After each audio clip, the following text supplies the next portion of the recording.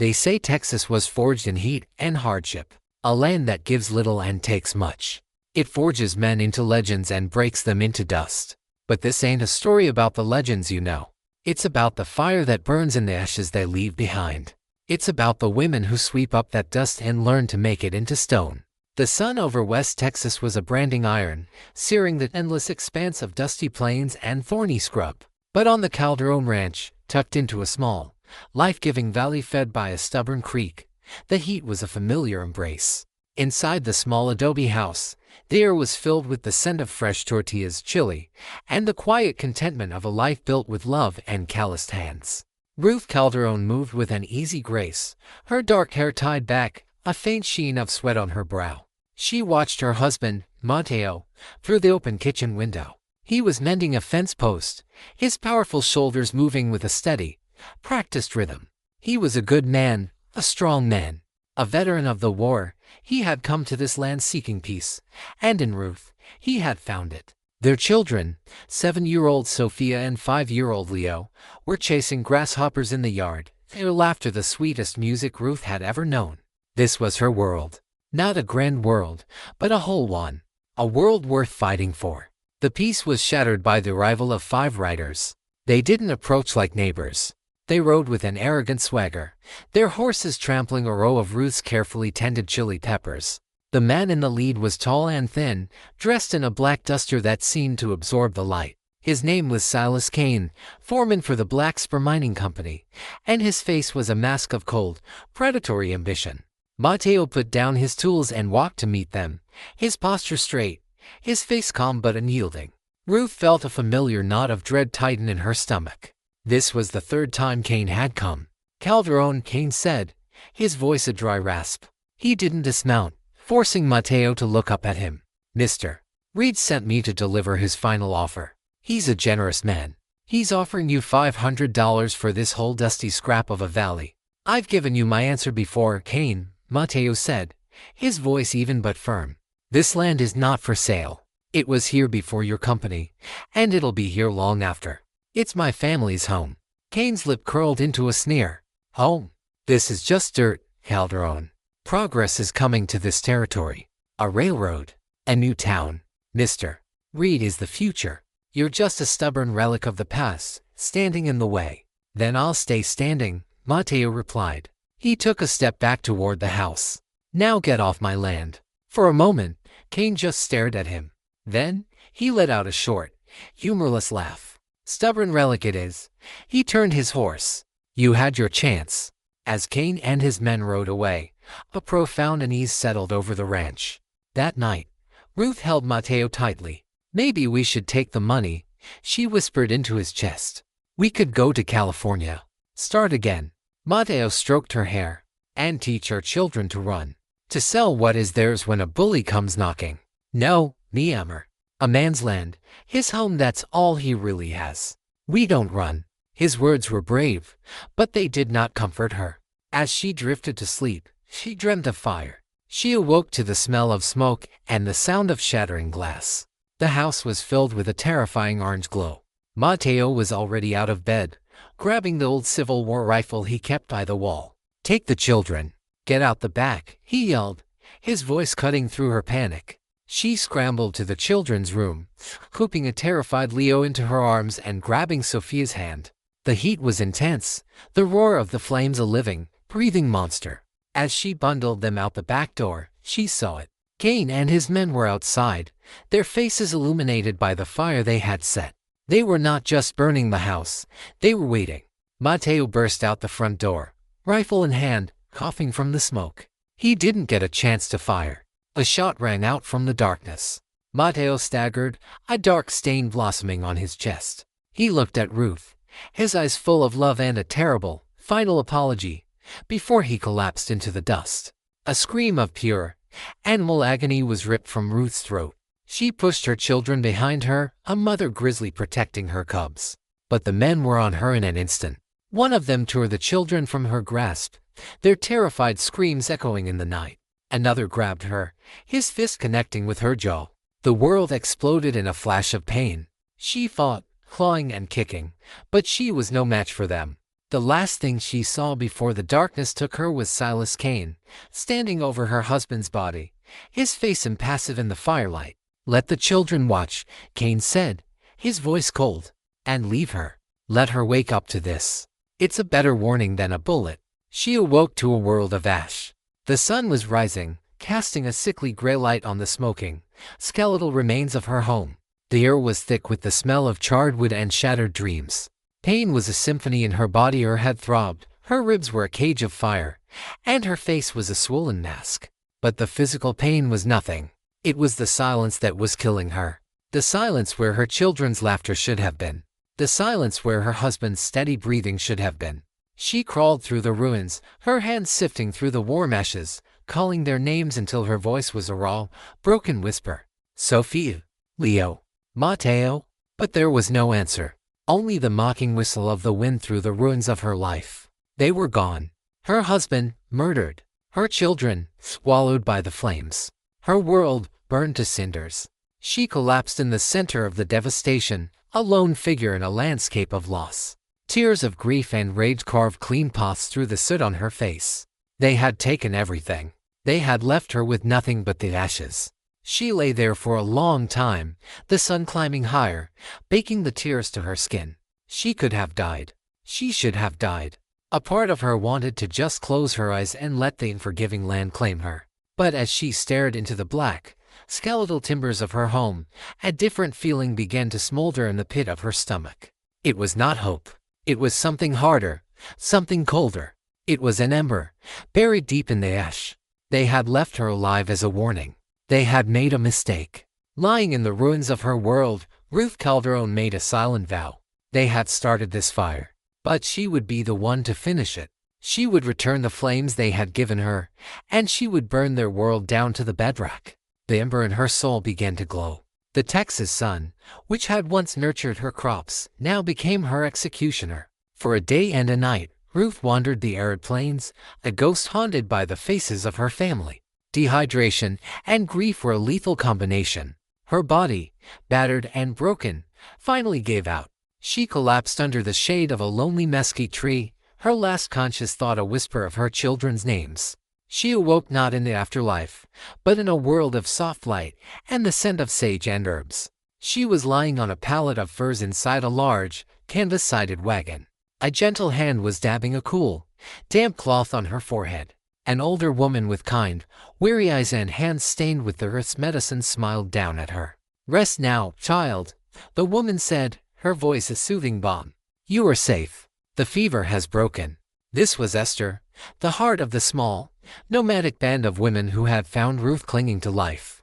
They were a sisterhood of the dispossessed, a collection of women who had been chewed up and spit out by the so-called civilized world. They lived by their own rules and the spaces between the maps, surviving on their wits, their skills, and their fierce loyalty to one another.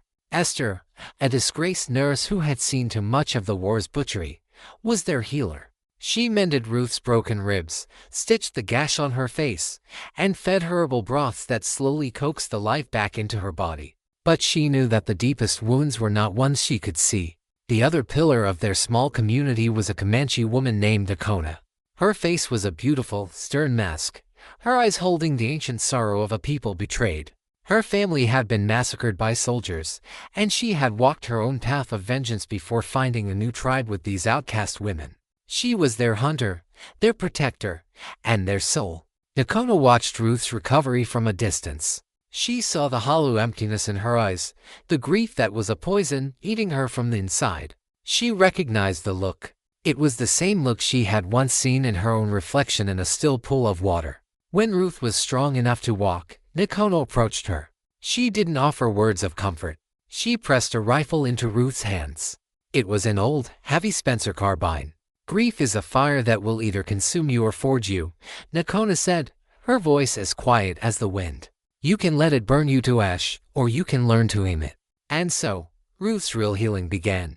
Under Dakota's patient, demanding tutelage, the rancher's wife learned the ways of the warrior. She learned to track, not just animals, but men. She learned to move in silence, to use the land as both camouflage and a weapon. And she learned to shoot. At first, the rifle was a clumsy, heavy weight in her hands. The recoil bruised her shoulder. The loud report made her flinch. But Nakano was relentless. Every day, from sunup to sundown, they practiced.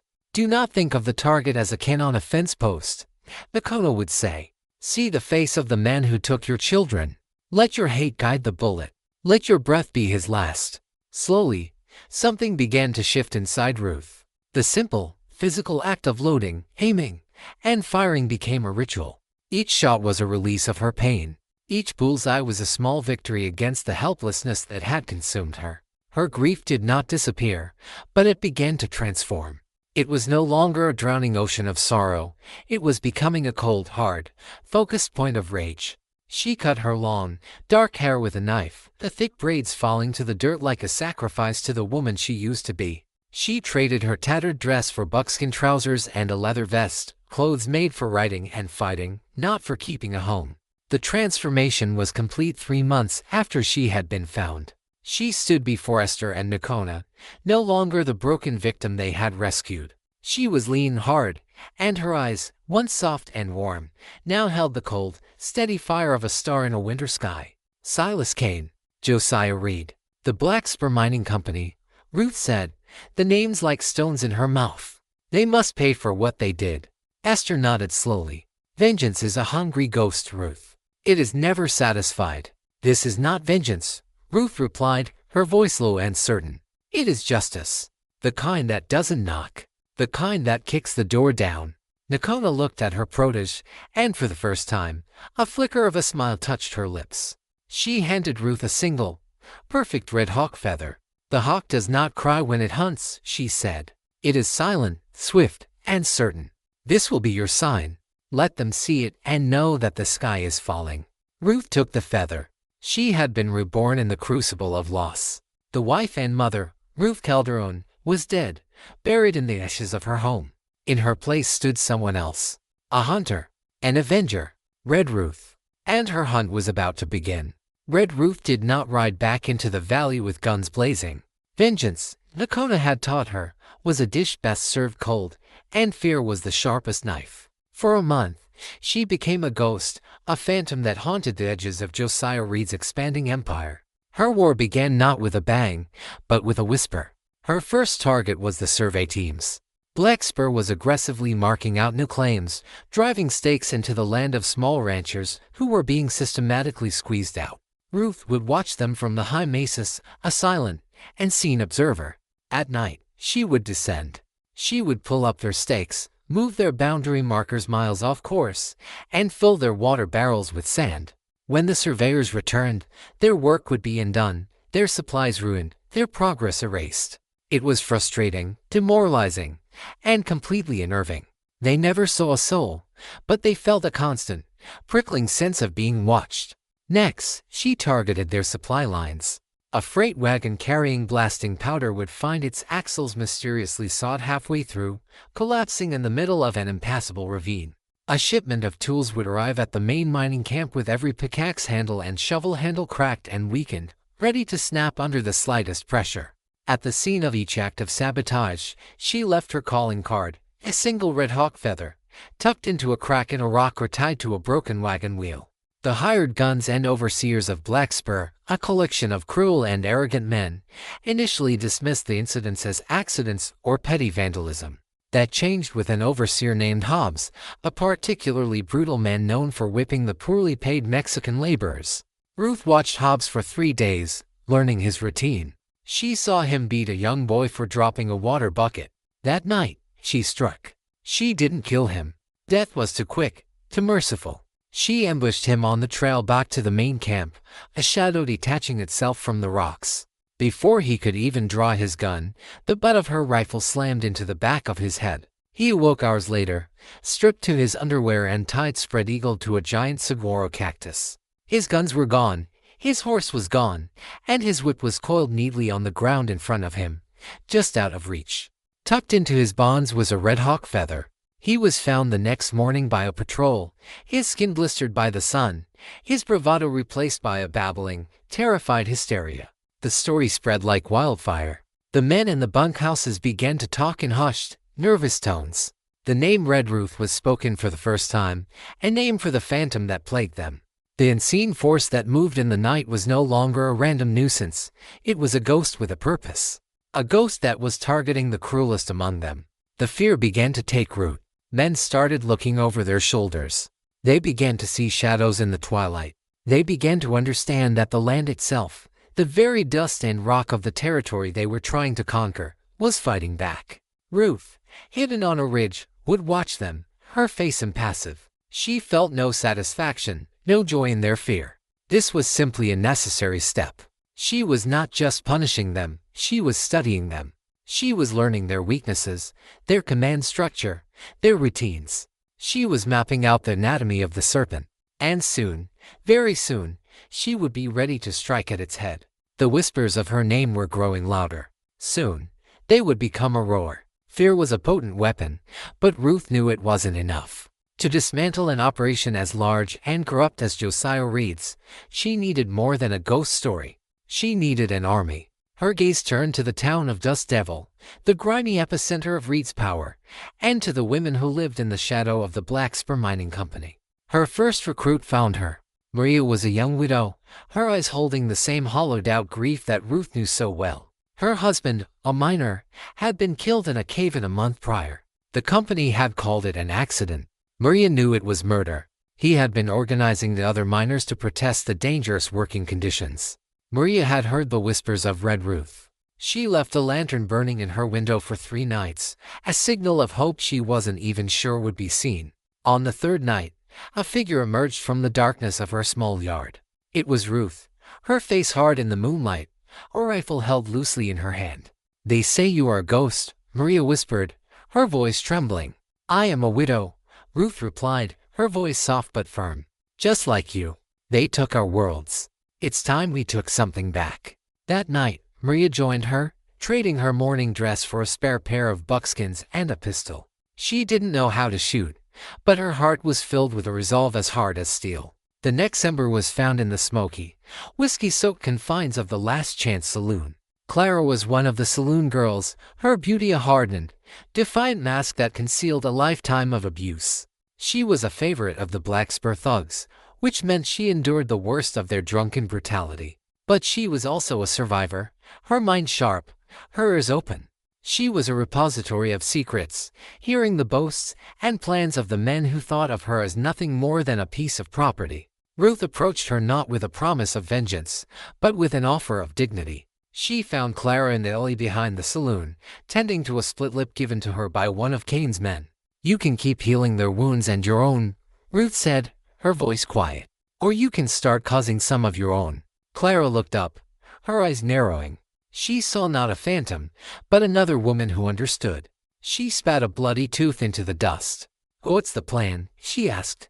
Clara became their eyes and ears inside the town. Maria, with her quiet strength, became a lieutenant, helping to train the other women Ruth began to gather. They came one by one, a quiet stream of the broken and the forgotten. A laundress whose business had been burned down when she refused to sell her property. An elderly rancher's wife whose husband had been driven to suicide by Reed's predatory loans. To sisters who had escaped the brothel that served the mining camp. They were a motley crew, widows, orphans, outcasts. None of them were natural-born killers. They were mothers, wives, and daughters. But in the small, hidden canyon where Ruth trained them, they learned to channel their pain into power. They learned the discipline of the rifle, the strategy of the ambush, the silent language of a guerrilla war. They were no longer victims. They were embers, gathering together, ready to become a wildfire. The time for whispers was over. Ruth's small army was forged, trained, and hungry for a real fight. She knew their first major strike had to be both symbolic and strategic. It couldn't just be about killing. It had to be about sending a message that would shake Josiah Reed's empire to its core. Clara provided the target. Through a drunken conversation she'd overheard at the saloon, she learned the route and schedule of the Black Spur monthly payroll wagon. It was a tempting price for any outlaw gang, but Ruth wasn't interested in the money. She was interested in the fear the money bought. The ambush was planned with the meticulous detail of a military campaign. The chosen location was a stretch of road known as the Devil's Backbone, a narrow ridge with a steep drop-off on one side and a thicket of rocks and mesquite on the other. It was a perfect kill box. Ruth's 6 women moved into position under the cover of darkness, becoming one with the landscape. Nakona, the master huntress, was with them, her presence a silent, calming force. Maria was by Ruth's side, her initial nervousness replaced by a cold, steady resolve.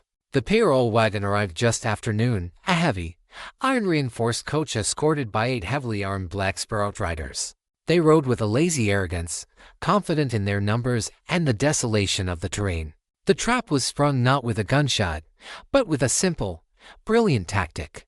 As the wagon reached the narrowest point of the ridge, 2 of Ruth's women, hidden ahead, rolled a series of large, precariously balanced boulders down onto the road, blocking the path. The wagon ground to a halt. The Outriders, confused and annoyed, dismounted to clear the road.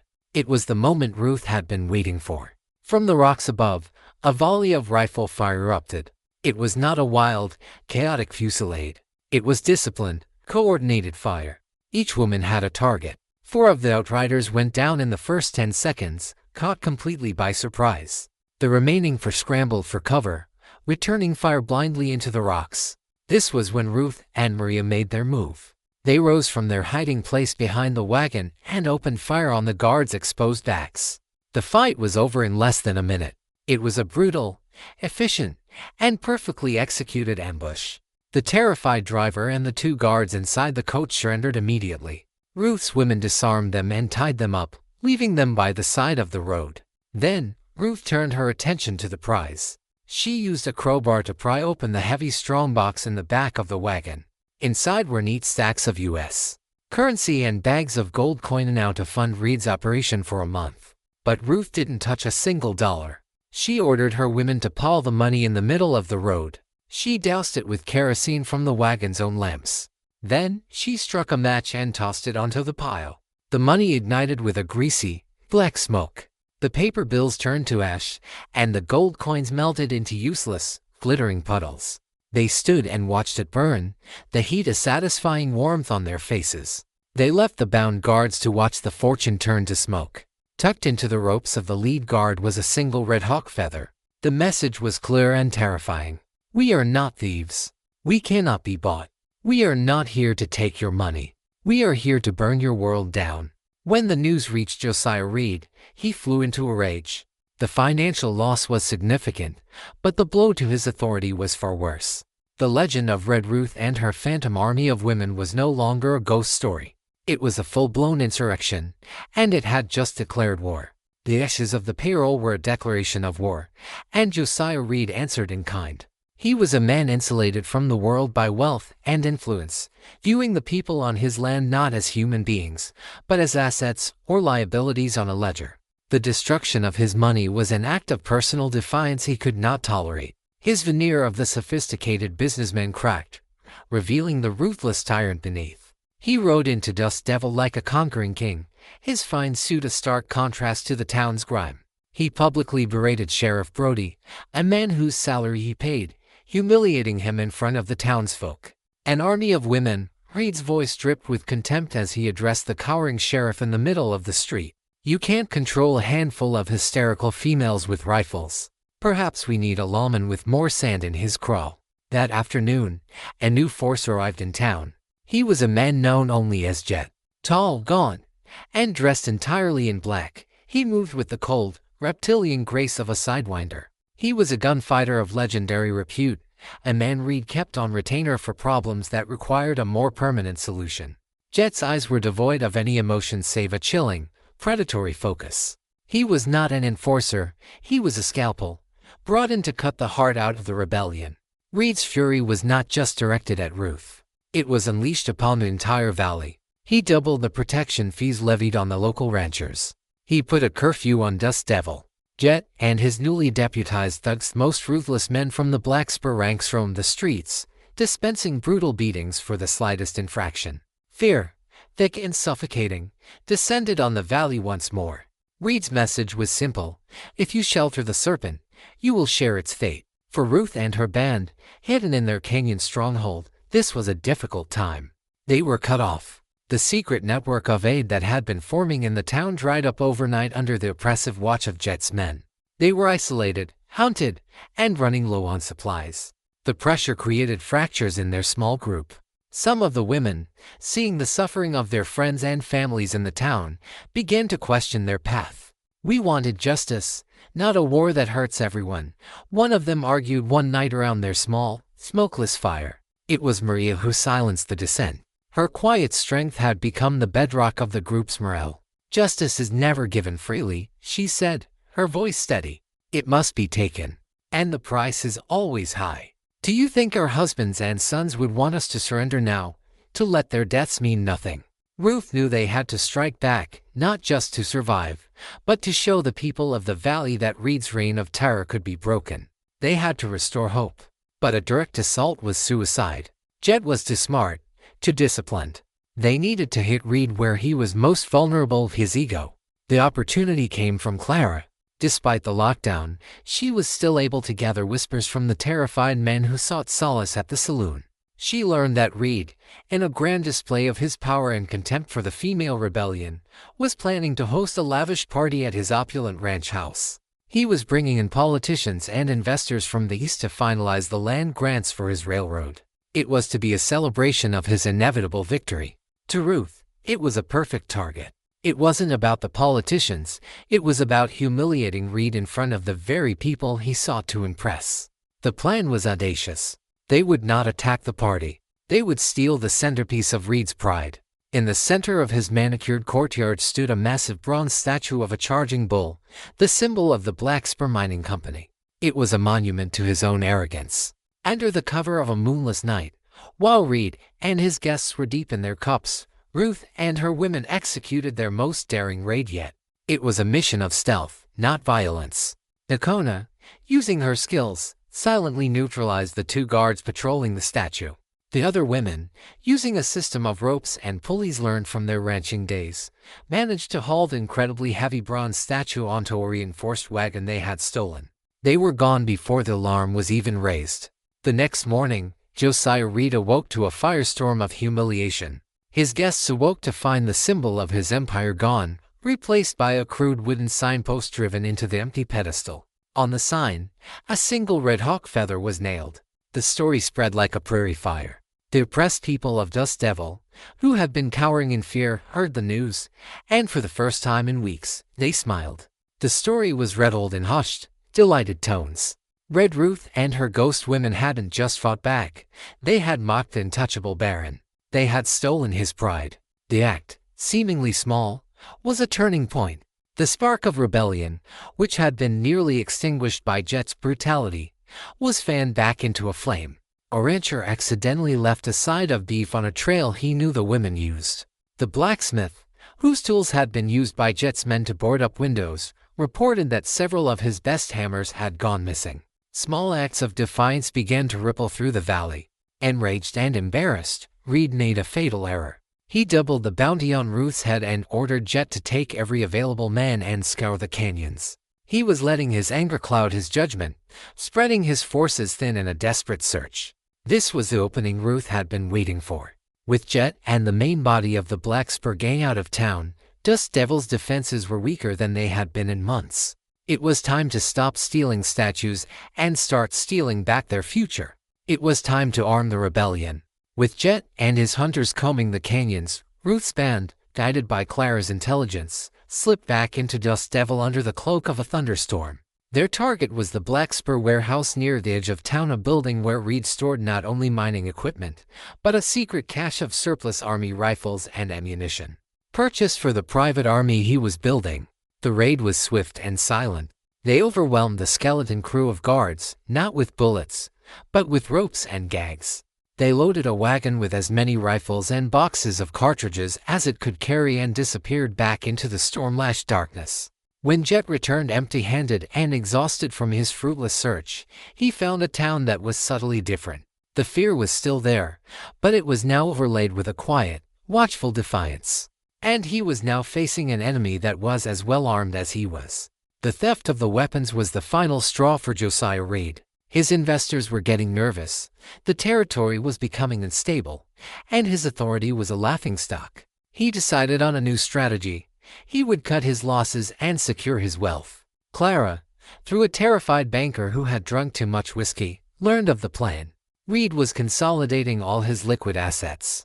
He was emptying the bank's vault and his own personal safe. Everything was being converted into gold bullion. He was planning to ship it all out on a single, heavily armored stagecoach, heading east to the nearest railhead.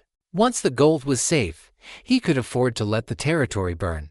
To Ruth, this was it, the ultimate target.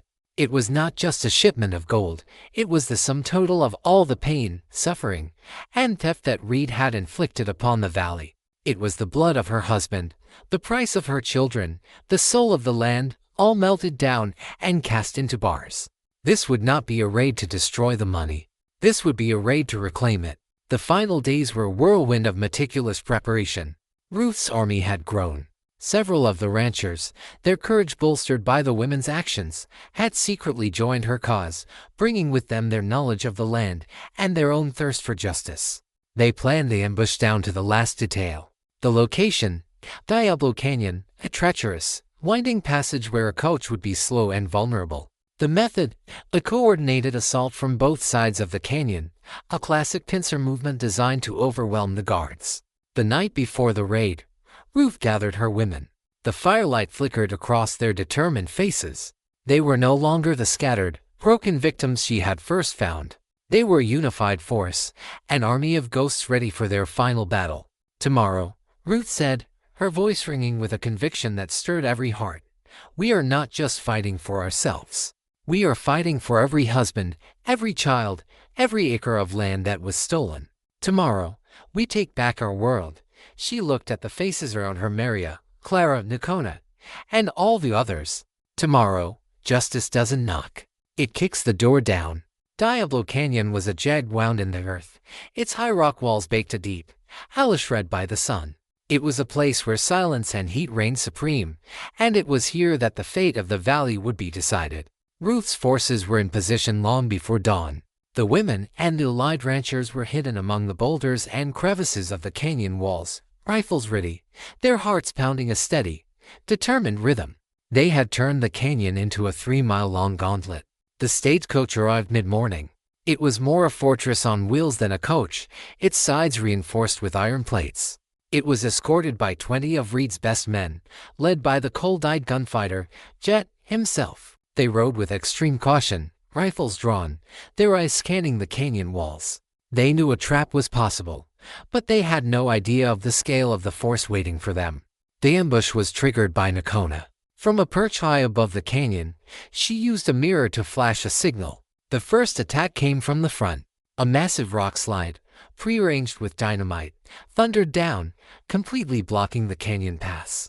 As the convoy ground to a halt in confusion, the battle began. From both sides of the canyon, a devastating crossfire erupted. It was not the chaotic shooting of outlaws, but the disciplined, volley fire of soldiers. Jet's men, caught in the open, were cut down. They scrambled for cover, but there was nowhere to hide. Jet was a professional. He rallied his surviving men, directing their fire, trying to organize a defense. But they were fighting ghosts. For every shot they fired at a puff of smoke, a real bullet answered from another direction. In the midst of the chaos, a second force appeared. Ruth, Maria, and 5 other women on horseback charged out from a hidden side canyon, directly at the rear of the convoy. Their target was a single man who was trying to escape the kill box, Silas Kane. Kane had been riding at the back, and when the shooting started, his only instinct was to save himself. He spurred his horse back the way he had come, only to find his path blocked by 7 mounted furies, led by a woman with fire in her eyes. He saw Ruth, and for the first time in his cruel life, his face registered pure, undiluted terror. He fumbled for his pistol, but it was too late. A rope, thrown with expert skill by one of the rancher's daughters, settled around his shoulders, and he was yanked from his saddle. The main firefight was a brutal, bloody affair, but the outcome was inevitable. Trapped, outmaneuvered, and demoralized, Jet's forces were annihilated. Jet himself, fighting to the last, was finally brought down by a single, Perfect shot from Nakona's rifle from over 600 yards away. As the last echoes of gunfire faded, the canyon fell silent, save for the groans of the wounded. Ruth's forces had won a stunning, decisive victory. Ruth dismounted and walked over to where the terrified Silas Kane was being held. She looked down at him, her face an unreadable mask. This was the man who had murdered her husband, who had given the order to burn her home. She could have killed him with a single word, but her war was no longer just about vengeance. It was about justice. A public justice. "Tie him to my horse," she commanded. "We're going into town."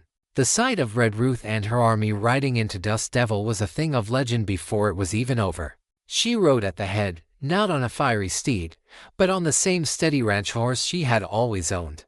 Behind her rode her sisterhood of women and the ranchers who had joined them. They were not a conquering army, they were a community that had reclaimed itself. Dragged in the dust behind her horse was the bound and whimpering Silas Kane. They did not stop until they reached the center of town surrounding the sheriff's office and the Black Spur headquarters. Doors and windows opened, and the people of Dust Devil poured into the street, their faces a mixture of fear and awe. Josiah Reed and Sheriff Brody emerged from the office, their faces pale. "This is illegal," Brody stammered. "This is an act of insurrection." Ruth ignored him. She dismounted and strode to the back of the captured stagecoach. With the help of her women, she pried open the doors and began to throw the heavy gold bars into the street. They landed in the dust with heavy, solid thuds. "This is not my gold," Ruth's voice rang out, clear and strong, for all to hear. "This is your land. It is your stolen water. It is the price of your stolen cattle. It is the blood of Mateo Calderon and Ben Carter and a dozen other men who died in unsafe mines. This is your justice. Take it back." A stunned silence fell over the crowd. Then, slowly, one by one, the ranchers and townsfolk began to step forward, picking up the gold that was rightfully theirs. Ruth turned her attention to the captive. She pulled Kane to his feet and pressed the barrel of her Colt to his temple. "Tell them," she commanded, her voice low and deadly. "Tell them who gave the orders." Kane, sobbing, confessed everything. He told the crowd how Josiah Reed had ordered him to burn out the ranchers, to murder Mateo Calderon, to stage the mine accidents. He exposed the entire rotten conspiracy of land grabs and corruption, implicating the sheriff and the other town officials. Josiah Reed's empire, built on a foundation of fear, crumbled in a single moment of truth. His power was an illusion, and Ruth had shattered it. The crowd, no longer a fearful mob, surged forward, their faces now masks of cold, hard anger. They surrounded Reed and Brody, their own form of justice about to be served. Ruth watched for a moment, then turned away. Her work here was done, but as she looked at the defeated Kane, one last piece of her own puzzle remained. "My children," she said, her voice dropping to a desperate whisper. "Sophia and Leo. What did you do with them?" We didn't kill them," Kane stammered, eager to trade any information for his life. Reed said dead kids bring marshals. He sold them to a childless couple on a wagon train heading west, towards California. He got $500 for the pair. The world, which had just righted itself, tilted on its axis once more. Her children were alive. The fire of vengeance in Ruth's eyes was instantly replaced by the fierce and yielding light of a mother's love. Her war against Josiah Reed was over, but her true journey, her most important quest, had just begun. She turned to her sisterhood. "My fight here is done," she said, "but yours may be just beginning. This valley is yours now. Protect it." Maria stepped forward. "We will. And you? Where will you go?"